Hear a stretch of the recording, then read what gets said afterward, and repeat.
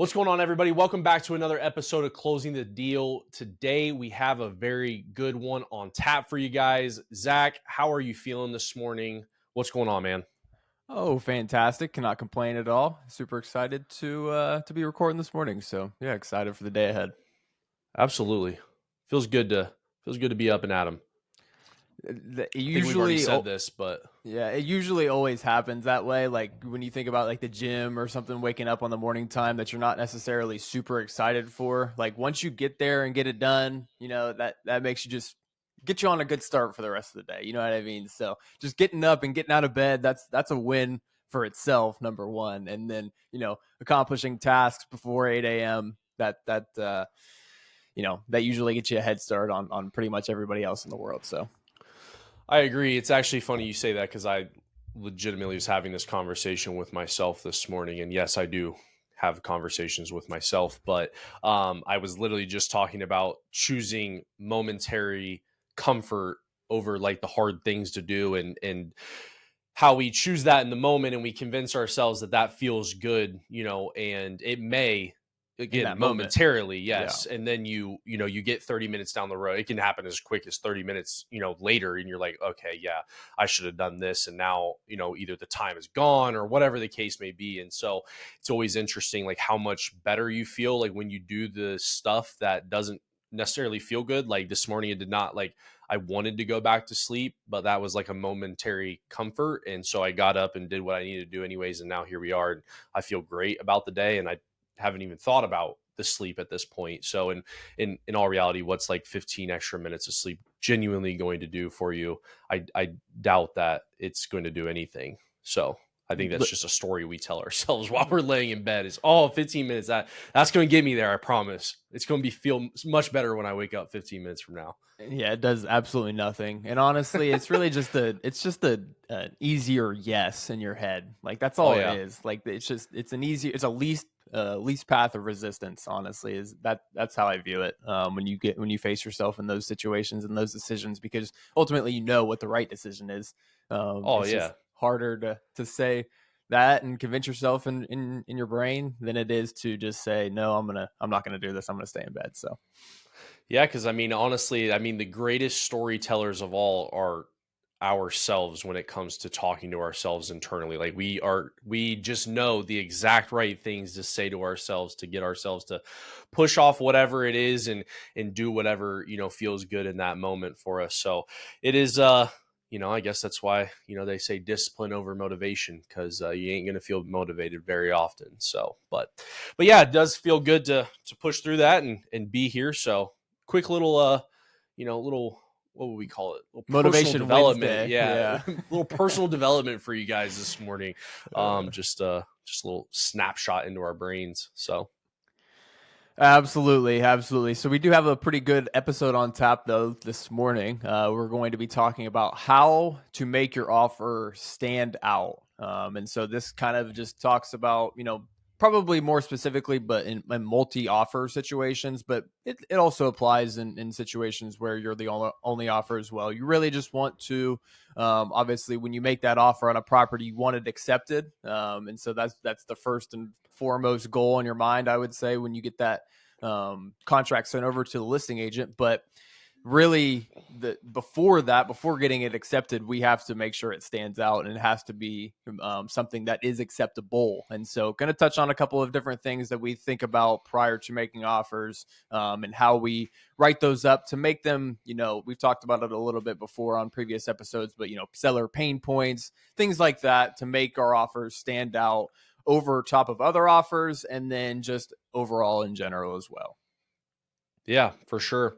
And it's I think it's a good skill to have, not only as, a real estate agent, but as a lender as well, to kind of work congruently together to be able to structure these offers properly. And it's obviously great information for you to know as, a buyer, on how to make sure those offers are structured properly so that you guys can kind of work through all of that. But, we've talked about it before, and just everything in life, I feel like, boils down to obviously figuring out what the other person's pain point is or what their goal is, however you want to frame it. If you want to say pain point, goal, whatever it is that other person is trying to accomplish ultimately, the faster or the better that we are at figuring out what that is, the better we can tailor our offers or anything that we're trying to do to try to help benefit that person, also benefit ourselves at the same time. This is a mutually beneficial, transaction. Ultimately, somebody's looking to sell a house, somebody's looking to buy a house. So how can we best get each other to there? I think it's a skill, obviously, being able to figure out what that is for each person and kind of tailor that to them. So yeah, I guess guys, when we are talking about how to make our offer stand out, and the first and foremost is we're going to be looking at our current market reality and what's going on in the market as a whole. Is it a buyer's market or is it a seller's market? That's going to be the question that kind of answers that has a lot of answers for us before we even start to move forward. Because again, if it's a buyer's market, we're going to have a little bit more leverage as a buyer to make offers. If we're in a seller's market, more than likely we're going to be facing other offers and we're going to have to construct it differently to stand out against those other offers. And so, taking a look at pricing, days on market for inventory, how much inventory is on your market, those are definitely things that are going to play a factor on interest levels of buyers, things of that nature as well. And so past local market things, I would say economic trends like interest rates, things like that will also play a large factor into, again, how much interest and how much competition is going in on this property and how many offers we may be facing when we decide that we want to write on it. And so um, sellers are going to have different thoughts, again, based on the market that it's in, whether it's a buyer's market or a seller's market. Their thinking is going to change a little bit. And so in a buyer's market, they may be looking for one specific term in specific to get that offer. And if they get one that doesn't have the rest of the terms, but they do have that one specific term, they may accept that thing. But then on the flip side, in the seller's market, they may be looking for all four or all five of these specific terms in a specific offer. And so if you as a buyer are only making an offer with three of those, it's more than likely not going to make your offer stand out. So again, just kind of knowing what the market is doing around you, that's kind of our first step on how to make our offer stand out as a whole. And again, just as a whole, competitive markets we talked about it before previously as well, but with price, that's usually going to be the number one factor. But in competitive markets, just like I mentioned, there are different terms past just price that can make or break the offer and make it stand out to the seller. And again, just have to know our market, have to know their thinking, and kind of how to move forward from there. Yeah, absolutely. I think, that's hit the nail on the head. That's going to be your biggest driver right there, is who currently controls the leverage in the market. Is it the buyers? Is it the sellers? And formulating a game plan, around that, based on, what those trends are, and where we currently see things. So, um, yeah, I mean, going into like kind of the next section here, talking about price strategy, in, what would you say is important from a buyer perspective when we're going in on that side of things? I would say obviously it just goes back to the first, what I just mentioned, is knowing what's going on in there. If there are properties that are going for over asking, 20, 30, 40, 50 grand over asking, that's need to know information for sure. If there's similar properties in the market that are going for, on the flip side, 20, 30, 40 under asking, that's also need to know information as well. And so generally, obviously, if we have something that's going 20 over asking and a client and a buyer decides that they want to go 20 under asking, like that's a all tell sign that our offer is not going to stand out. So that's kind of, where we have to have that conversation. And so just that's the importance of just knowing your comps around your property and knowing, an estimated market value when you go to make that offer. And obviously, when you do get it accepted, you'll get an official value on that property. But knowing an estimated value prior to making that offer, it makes all the difference for sure. And then just, obviously going backwards again to the buyers and sellers markets, there's different clauses and things that we can use when we are in a seller's market and when it does get very competitive. I know that we've done a Wednesday Word of the Day series on escalation clauses, but those can be used in a very tight market to help make our offer stand out a little bit more on the price side.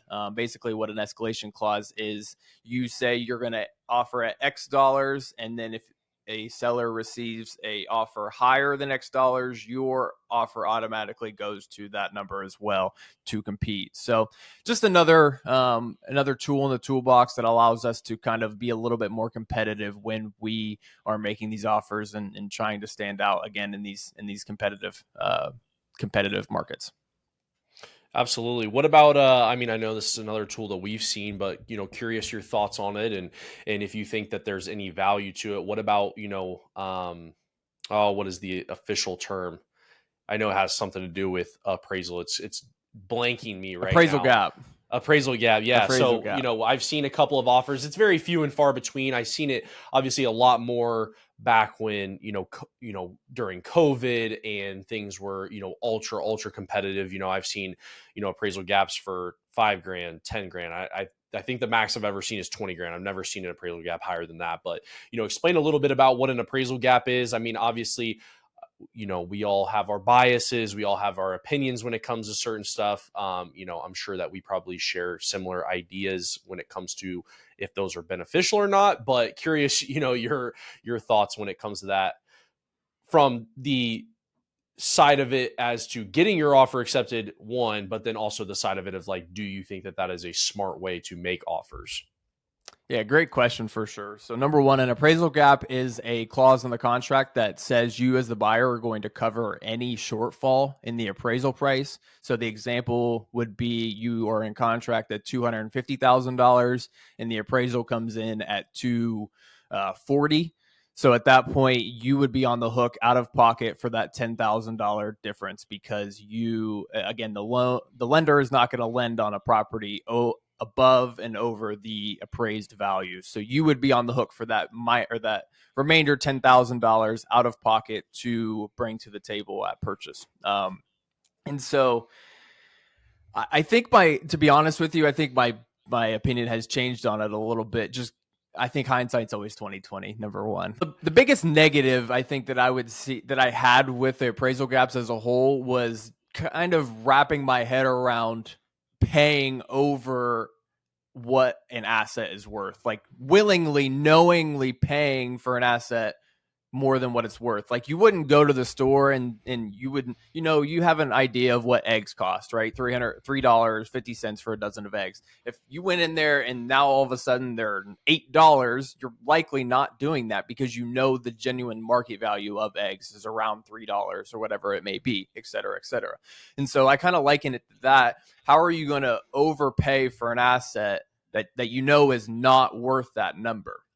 And so that was kind of always my argument against appraisal gaps. And obviously, that money does come out of pocket too. So sometimes with first time home buyers, money's not abundant and, cash on hand is not abundant. So that makes it a little bit harder as well. But then when I kind of start to think about it, real estate does, generally speaking, always appreciate. And the clients that did have appraisal gaps in 2020, 2021, they've reaped those benefits 2 times, 3 times, 4 times, 5 times over with their appreciation. And so they may have overpaid in that specific moment for their property, but now 5 years later, that property is worth 50, 60, 70% of what it was worth in 2020. And now that appraisal gap, it was just a little bit extra of an investment to get an asset kind of, 2020 hindsight speaking, it was underpriced at that point. And so I think I've come around a little bit to appraisal gaps. I think that it is, again, another tool in the toolbox allow us to get our hands on an asset that we wouldn't otherwise have. And so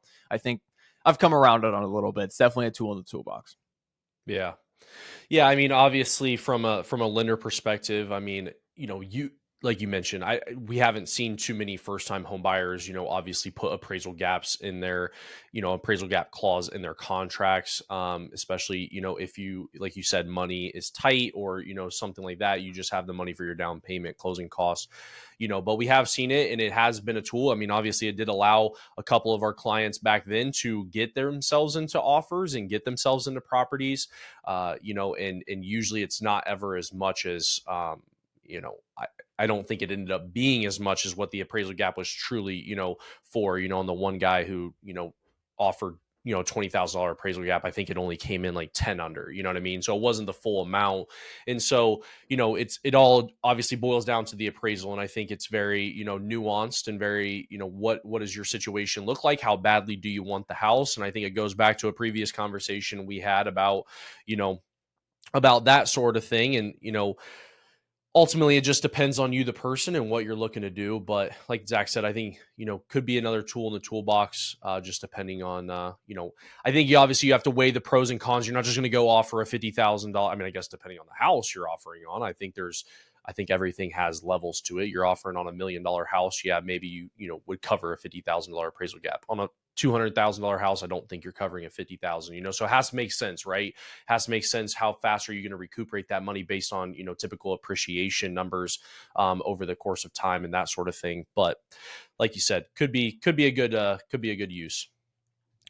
For sure, for sure. And just finishing up our price aspect of the episode a little bit, wanted to touch on a quick story. We had a client recently who purchased a home, and he was actually, I think this just going backwards a little bit. I think this gets kind of misunderstood a little bit in mainstream real estate understanding, price always isn't the number one, again, like I mentioned earlier. And so we had a client previously that made an offer, had a very, very competitive offer, pretty much the most that they possibly could have done on the property. But the property did have multiple other offers, and they were not the highest offer. I think it was almost 20 grand between them and the highest offer. But kind of how they strategically went about it, and the other terms on their offer, they were actually the offer accepted, and they actually just recently closed as well. So that's a good story for our listeners, as well as just a success story of not always having the highest price, thinking about the highest price, but having the most well constructed offer as a whole. I think most times than not will get you accepted over just having the highest possible price you can. Yeah.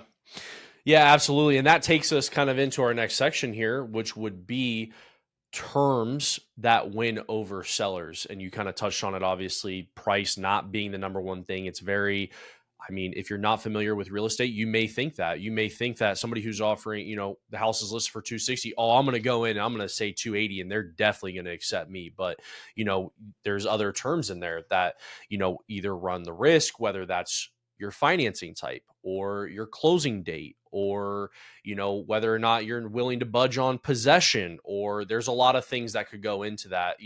So break down for us some different things. There's one on here obviously I didn't just mention, but go ahead and kind of let us know what kind of terms you think, can sway sellers over price. The one that you didn't touch on, I think, is the biggest one, in my opinion, and that is a contingency. Again, when you're a buyer and you submit a contract with no contingencies, I think that it's it's hard to say, but I think that really means more to a seller than price, all in all, because again, that is the path of least resistance to a seller. The seller almost wholeheartedly knows they are getting to the closing table with this buyer if they have no contingencies at all, whether that's financing, whether that's inspections, whether that's appraisal, whether that's remedying, request a remedy, any of those things. If they Selling get a a home. Yeah, selling a home, yeah, any of those things, all of those are things that stand in the way of getting to the closing table and ultimately getting the property sold. And so I think that you can, if you're willing to budge on some of those things, some of those,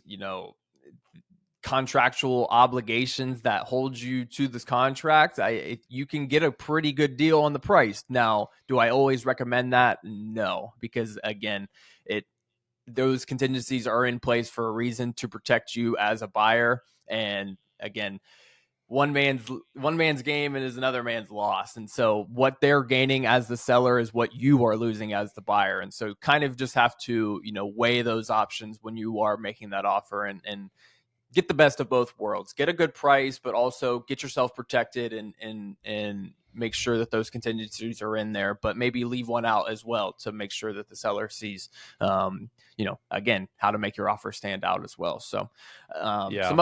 some other things is just earnest money, making sure that it's a good faith deposit. The more earnest money that you put down as the buyer, the more serious I would say the seller looks at it. Obviously has your own money and own skin in the game at that point. So just makes you a little bit more bought in as a whole. And then, like you mentioned, just closing timelines, possession, things of that nature can all make the difference when constructing that offer and how to make it stand out. For sure. Yeah. I mean, obviously from the lender side of things, there's all kinds of different things that we sometimes will suggest to clients, and it's kind of a give and take, like Zach said. I mean, a lot of times, let's just be honest, I mean, a lot of people are not lifting financing contingencies. They're not lift. If you don't lift a financing contingency, then you're not going to lift an appraisal contingency, because ultimately the lender is always going to want an appraisal done, unless somehow you got an appraisal waiver, which we really wouldn't know until you went into contract on the property anyway. So when your offer's written, it's going to be, if you're financing contingency, you're going to be appraisal contingency, pretty much through and through on that side of things. So, like Zach said, trying to limit those, and I would throw an example out there just so you guys kind of understand, how price doesn't matter. Take Zach's example, where a client came in $20,000 under the highest bid price. But let's say that client that offered 20,000 more had a contingency to sell their home along with that. And so now you have a client who can buy the home. They don't need to sell any property. So now they could get $20,000 more, but there's two transactions that have to close simultaneously in order for that to happen. Excuse me.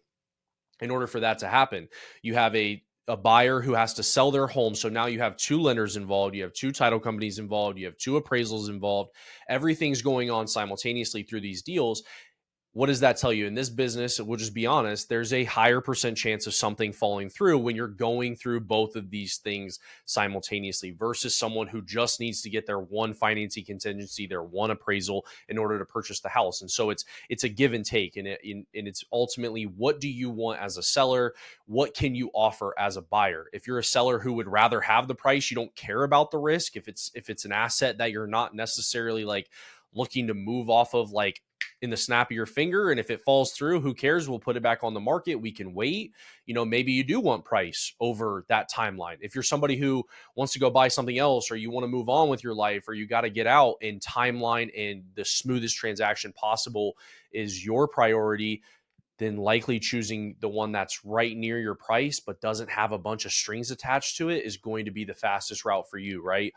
And so it just goes back to, again, tailoring your offer to what it is that the person's looking for. And so that doesn't discourage people that are selling homes. It's just understand, in selling homes and wanting to put an offer, it's just trying to, like Zach said, come up with those things. If you do have a home sale contingency, then you likely have to be more aggressive than somebody who doesn't. You may have to go in higher. You may have to put earnest money down.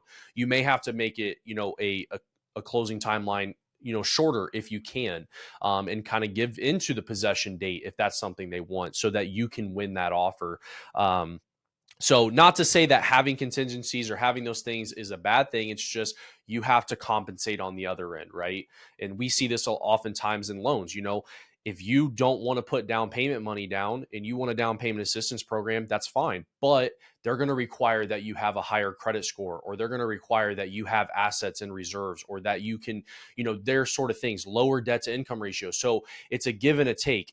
you can have these things, but you have to have higher criteria in the other area. We can't have all risk factors all the way across the board. That's just not how this business works. And so it's the same thing in writing an offer. The more risk factors you add into your offer, the less likely it is that a seller is going to take you under consideration, because obviously there's a strong risk of this falling through for them. And why would they waste their time 10, 15 days when they could just keep the house on the market and wait for somebody who's less risky? Same thing in the mortgage business. The more risk you have, the lower credit score you have, the less money you have, the less you're going to be able to afford. They're not going to allow you to take on these huge risks for debt to income ratios and high purchase prices if you have these other things. So it's all kind of risk based ultimately. Great info for sure. Couldn't agree more. Couldn't agree more.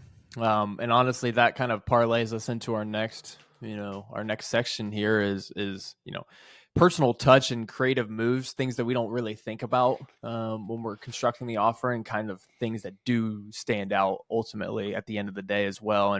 And one thing that I really, really want to touch on that I think doesn't get touched on enough is strong communication between your agent and the listing agent. And that's exactly how you're going to find those pain points of the seller. That's exactly how you're going to find the motivation of the seller. Generally speaking, this is communicated from the seller to the listing agent, and the listing agent will ask at that point, am I allowed to share this information? And generally speaking, sellers are going to say yes, because again, it only benefits them to have this information out there to buyers, to potential buyers, because then at that point, they're going to make the best possible offer they can with the information in hand. It's hard as a buying agent and as a buyer to make an offer when you don't have any information in hand about the seller and what their situation is like. Um, that's usually my first sentence, honestly, to my buyers when they decide that they want to make an offer on a property is, hey, I'm going to get in touch with the listing agent. I'm going to see how many offers they have in hand. I'm going to see what they want most in their offer. And sometimes even on the listing itself, these agents are putting like a worksheet that shows what the sellers want specifically and what their possession date is, things like that. So again, strong communication is key all in all in real estate as a whole, but in this scenario as well, just making sure that your sellers or your buyers, or you're finding out that information so they're well equipped to make decisions and whatnot. So some other things that wanted to touch on that aren't necessarily touched on very often, offering to cover seller closing costs. That's I have not seen that very often at all. I'm not sure I have ever, to be honest with you, with a buyer. That is obviously always an option. Everything is negotiable, but again, those are just costs of doing business for the seller, and so you don't necessarily recoup those at all ever throughout the ownership of your assets. So that's kind of more so, I would say, a good faith as a whole. Just kind of, I want your property, so I'll help you out a little bit more, kind of deal there. And then the last one I think is buyer love letters. These have kind of fallen a little bit to the wayside just due to some regulations and kind of gray areas with these love letters. Basically, a love letter is when a buyer writes a letter to the seller explaining why they should pick them to purchase their home. It can get into a little bit of a legal gray area just due to what is inside those letters, what's being said. There are fair housing regulations, and so if a seller does pick a buyer based on some of these regulations that are in place, that could be considered a fair housing violation, and that would be on everybody there. So those are not ideal to deal with, and definitely want to stay away from those as well. Just obviously all of the protected classes under the Fair Housing Act there. So I always recommend to buyers, if they do bring this up, number one, I don't recommend sending them at all, but number two, I recommend just reviewing the Fair Housing Act and making sure that you're staying away from any language in there that is kind of touching on any of the protected classes at all. Yeah, for sure. You got another one on here, obviously building or working with a reputable, lender. Obviously, there's two sides of it. When you go to put an offer in, like we said, you're not usually going to be dropping off your finance contingency. And so a lot of sellers want to know that you're working with a reputable company. A lot of companies nowadays, obviously, you can read reviews online. Like, I don't know too many companies out there that are doing business that don't have online accounts, that don't have Google, reviews. At our company, we not only do we have Google reviews, we also use experience.com for our reviews. So anything that you wanted to see about our team, about Kaysen, and the loan officer individually, you could find on there and read the reviews. Same thing for any other company when it comes to those things. And so as a seller, you could point it there. I know we've also done phone calls to listing agents, you know, talking about, listing agents have had questions. Hey, have you reviewed all of this stuff, with the pre-approval letter? How does the buyer look? They look good. They're strong, that sort of thing. And so just kind of reassuring them on that side that, hey, we have done our due diligence on our end, things look good. Obviously, again, a pre-approval letter, it's not a guarantee. There are no guarantees in this business, but again, that is one thing that, sometimes, may help as well. Is just that reassurance to the listing agent, the seller, that, hey, we have reviewed these things, we have taken a look, everything looks good. They're a strong buyer, that sort of thing. And so, yeah, there's all types of different creative moves, and we could go on, I feel like, all day.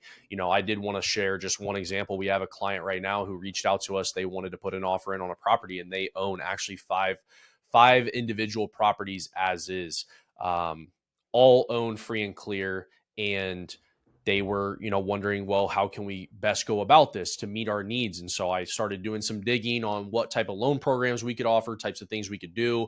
And we're actually going to basically do a HELOC for them on on one of their current properties. They can extrapolate the equity that they have built in that property, and essentially do a cash offer on this property. The closing timeline can shrink because obviously we're not doing traditional financing. A HELOC you can get done much sooner, much quicker.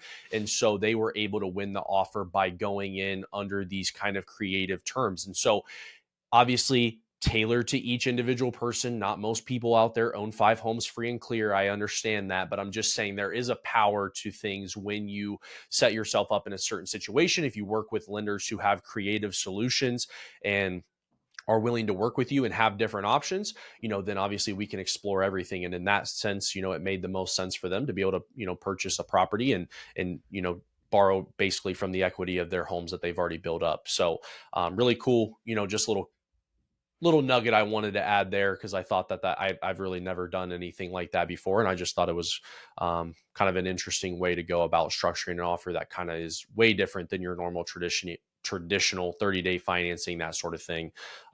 So yeah. Absolutely. Great information for sure. For sure. So to finish this up, we are going to talk about, some of the common mistakes that sync offers as a whole. Some of these are a little bit funny, that's for sure. I don't think I would ever submit an offer without a pre-approval letter, but that is number one, first and foremost.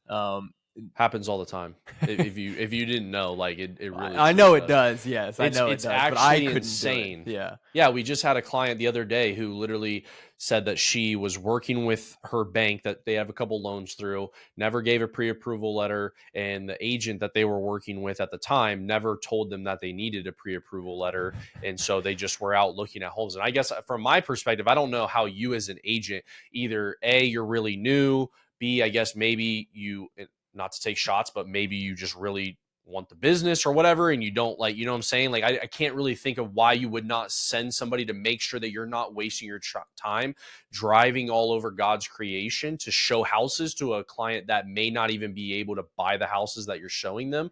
Like, that just, and I know that obviously seems like a self plug, because I'm a lender and I'm going to tell you, yeah, go get pre-approved, come call me. But it has legitimately nothing to do with that. It's just protecting everybody that's involved. It's like, why would you go shop for something that you can't afford? Like, that would, to me, is like going out, buying a TV or buying a couch without looking at your budget and saying, can I even afford this? And then just swiping it and figuring it out later. You know what I mean? And just being like, that to me is just like, it's not, it doesn't, I know it's not a perfect example, but that's just kind of the thought process, right? Like, Or your card gets declined. Yeah, like you try to yeah, like, swipe it and it gets declined and you don't know what to do from there. Like that's what would happen if you try to buy a house outside of your budget. Like yeah, it just, yeah. And I don't think, I mean, I don't know too many sellers. We've had like midnight hour type deal too, like where we've had clients that will come to us and be like, yeah, we're already in contract, we need a pre-approval letter. And then, you know what I'm saying, it's like one of those things. So it's always interesting to me, the sellers that will actually accept offers without pre-approval letters as well.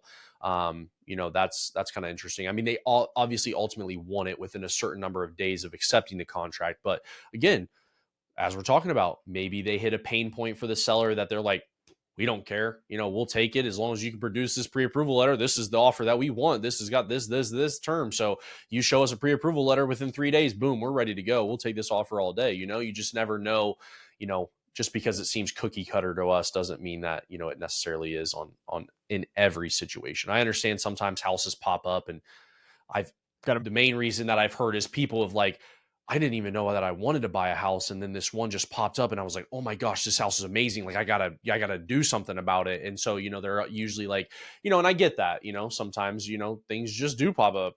We've seen houses come online, and I'm like, oh my word, like yeah, I would love to go like offer on that like right now, but I don't have that bone. I don't have that structure in me to do that. I'm way too calculated, I would say. For sure. But ultimately, in the contract, too, the Columbus Board of Realtors contract, there is a section that says buyer has delivered pre-approval letter or will deliver pre-approval within X amount of days. And so when you do sign that, you initial that, you are legally bound to providing that pre-approval letter. So definitely got to make sure that that happens ultimately at the end of the day. So moving on, the other kind of mistakes I would say is overloading with contingencies. Again, like we mentioned, the more contingencies in a contract, the higher resistance there is to get to the end of the deal. And so having a bunch of contingencies will definitely stand out ultimately when your seller is reviewing the offer as well. And then the last two kind of go hand in hand, ignoring sellers' priorities and then just being slow to respond during negotiations. Those just go back to your agent and your communication as a whole. Make sure that your agent does their due diligence and communicates with the listing agent and gets information on the seller prior to making that offer. And then ultimately, when you do hire your buyer's agent, you are going to know whether or not they're a good communicator, or whether or not they're going to be going to bat for you at any time of the day, whatever it is. And so being slow to respond in some cases could eliminate you from the running of the consideration of your contract. Ultimately, if your agent doesn't respond to a pertinent question from a listing agent and they have two other offers that are pretty similar and they decide, hey, we want to go to the other buying agent, other buyer, another offer, and see if they'll be willing to play ball. And if they're willing to answer the phone and play ball at that point, you now lost your negotiation power as a whole. So just got to make sure again that your agent is doing the work for you, making sure that they're working for you and looking out for you around every turn too. For sure. Yep, I agree.